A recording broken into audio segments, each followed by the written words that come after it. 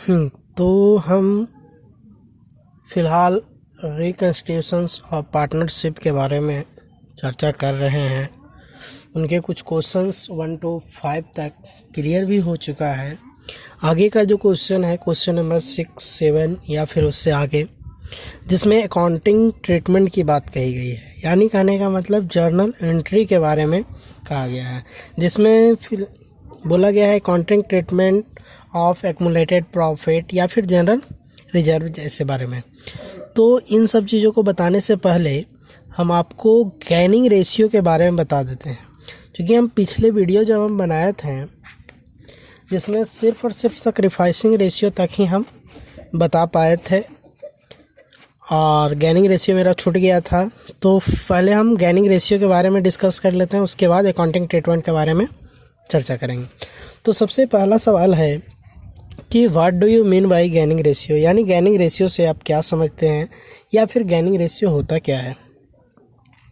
तो यहाँ पे लिखा है कि one and more partner gain some portion of other partners share of profit, यानी कहने का मतलब है कि एक या एक से अधिक साझेदार जो होते हैं वो गेन करते हैं, यानी प्राप्त करते हैं सम पोर्शन यानी कुछ हिस्सा of other partner share of profit, यानी किसी दूसरे पार्टनर के प्रॉफिट में से कुछ हिस्सा एक या एक से अधिक पार्टनर जब प्राप्त करते हैं, गैन करते हैं, उसी को हम लोग क्या बोलते हैं, गैनिंग रेशियो, यानी इट इज़ कॉल्ड गैनिंग रेशियो। उसको गैनिंग रेशियो कहा जाता है। और गैनिंग रेशियो का जो फार्मूला होता है वो होता है new ratio minus old ratio, यानी कहने का मतलब नया अनुपात में से पुराने अनुपात को जब हम माइनस कर देते हैं तो हमको गैनिंग रेशियो प्राप्त हो जाता है। चलिए, तो ये था आपका गैनिंग रेशियो, यानी अगर हम किसी भी पार्टनर से कुछ हिस्सा, उसके प्रॉफिट का कुछ हिस्सा जब हम प्राप्त हो करेंगे तो उसी को गैनिंग रेशियो कहा जाता है। तो चलिए अब आते हैं हम आपका मेन टॉपिक जो accounting treatment of distribution of accumulated profit या फिर रिजर्व का है। तो अकाउंटिंग ट्रीटमेंट का मतलब होता है जर्नल एंट्री तैयार करना, ठीक है। तो यहाँ पर जो जर्नल एंट्री तैयार करना है हमको एक्यूमुलेटेड प्रॉफिट का या फिर रिजर्व का या जनरल रिजर्व या रिजर्व फंड जो भी कर सकते हैं उसका करना है। यहाँ पर एक्यूमुलेटेड प्रॉफिट लिखा हुआ है, एक्यूमुलेटेड लॉस भी होता है, जिसमें हम फिलहाल अभी हम जो बता रहे हैं व्हेन एक्यूमुलेटेड प्रॉफिट या loss and reserve account are close, यानी कहने का मतलब जब एक्यूमुलेटेड प्रॉफिट या फिर रिजर्व अकाउंट जो होता है वो जब क्लोज होता है तब जर्नल को ऐसे हम करते हैं। इसमें सबसे पहली बात कि आप ये समझिए कि क्वेश्चन में आपको एक्यूमुलेटेड प्रॉफिट नहीं लिखा हुआ रहता है, ठीक है। एक्यूमुलेटेड प्रॉफिट नहीं लिखा हुआ रहता है, लिखा हुआ वहाँ पे रहेगा आपको प्रॉफिट एंड लॉस अकाउंट में डेबिट बैलेंस या क्रेडिट बैलेंस, कुछ ऐसा करके लिखा हुआ रहता है।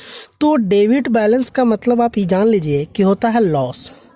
डेबिट बैलेंस का मतलब क्या होता है, डेबिट बैलेंस का मतलब हो जाता है आपका लॉस, और क्रेडिट बैलेंस का मतलब हो जाता है प्रॉफिट। इस चीज़ को आप याद रखिएगा, ये क्वेश्चन में आपको नहीं लिखा हुआ रहता है, यानी आप दिमाग में रखिएगा कि जब डेबिट बैलेंस बोलेगा तो लॉस होता है और क्रेडिट बैलेंस बोलेगा तो प्रॉफिट होता है। तो यहाँ पर लिखा हुआ है फॉर अनडिस्ट्रीब्यूटेड या एक्यूमुलेटेड प्रॉफिट के बारे में, यानी फॉर अनडिस्ट्रीब्यूटेड या एक्यूमुलेटेड प्रॉफिट का जो जर्नल होता है वो किस तरह से होता है। तो यहाँ पे लिखा हुआ है कि profit and loss account D R to partners capital account, ठीक है, यानी प्रॉफिट एंड लॉस अकाउंट को डेबिट में रख के टू पार्टनर्स कैपिटल अकाउंट कर देंगे। अब यहाँ पर अगर दो पार्टनर होगा जैसे ए और बी तो लिखेंगे टू एज कैपिटल अकाउंट और फिर से नीचे उसके नीचे लिखेंगे टू बीच कैपिटल अकाउंट, ठीक है। तो इस तरह से आप जर्नल करिएगा, किस केस में, तो प्रॉफिट के केस में। लेकिन अगर लॉस हो जाएगा, जैसे यहाँ पे डेबिट बैलेंस का मतलब लॉस हम बताएं, अगर लॉस होगा तो ये जर्नल आपका रिवर्स हो जाता है, यानी कहने का मतलब जो क्रेडिट में है वो डेबिट चला जाता है और जो डेबिट है वो कहाँ चला जाएगा, क्रेडिट में। यानी जब लॉस होगा तो इसका जर्नल हो जाएगा partners capital account debit to profit and loss account, यानी ये जो पार्टनर्स कैपिटल अकाउंट है उसको डेबिट में कर देंगे और प्रॉफिट एंड लॉस अकाउंट है उसको हम क्रेडिट में कर देंगे। यानी आप याद रखिएगा कि प्रॉफिट के केस में profit and loss account debit को प्रॉफिट एंड लॉस अकाउंट को डेबिट करेंगे और पार्टनर्स कैपिटल अकाउंट को क्रेडिट करेंगे। लेकिन अगर लॉस होगा तो पार्टनर्स कैपिटल अकाउंट को डेबिट करेंगे और प्रॉफिट एंड लॉस अकाउंट को क्रेडिट करेंगे। इसका नरेशन होता है being the profit transfer to capital account of partners in old ratio, यानी जो प्रॉफिट होगा उसको पार्टनर्स कैपिटल अकाउंट में ट्रांसफ़र किया जाएगा और ये जो प्रॉफिट होगा उसको बांटा जाता है किस रेशियो से, तो ओल्ड रेशियो से डिवाइड किया जाता है, यानी पुराने अनुपात से। उसके बाद फिर है फॉर डिस्ट्रीब्यूशन ऑफ रिजर्व। अब यहाँ पे सिर्फ हम रिजर्व लिखें, आगे हो सकता है क्वेश्चन में आपका लिखा रहे जनरल रिजर्व या फिर रिजर्व फंड, कुछ भी लिखा हुआ रहता है, तो सबके लिए जर्नल यही होगा। अगर आपका केवल रिजर्व है तो रिजर्व अकाउंट डीआर करेंगे, अगर जनरल रिजर्व है तो जनरल रिजर्व अकाउंट डीआर करेंगे, रिजर्व फंड होगा तो रिजर्व फंड अकाउंट डीआर, यानी जो रहेगा उसी के अनुसार उसको डेबिट कर देंगे और टू पार्टनर्स कैपिटल अकाउंट कर देंगे। उसके बाद इसका नरेशन जो होता है being the general reserve transfer to partners capital account, यानी जनरल रिजर्व जो होगा उसको पार्टनर्स कैपिटल अकाउंट में ट्रांसफ़र किया जाएगा इन ओल्ड रेशियो। किस रेशियो से, तो ओल्ड रेशियो यानी पुराने अनुपात से।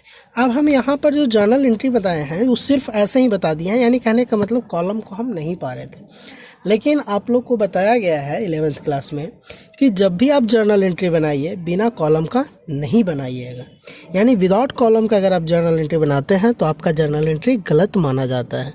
यानी इस जर्नल एंट्री को जब क्वेश्चन में बनाइएगा तो 5 कॉलम ड्रॉ कर लीजिएगा, उसके बाद ही जर्नल एंट्री को पूरा कीजिएगा। अब ये 2 मेथड्स पे, यानी ये 2 जर्नल एंट्री पे आगे का 1-2 क्वेश्चन बनेगा, फिर आगे जो रूल्स चेंज होगा तो फिर उसके लिए हम अलग थ्योरी आपको नेक्स्ट बता देंगे। ठीक है, तो फिलहाल अभी इतना ही रहने दीजिए।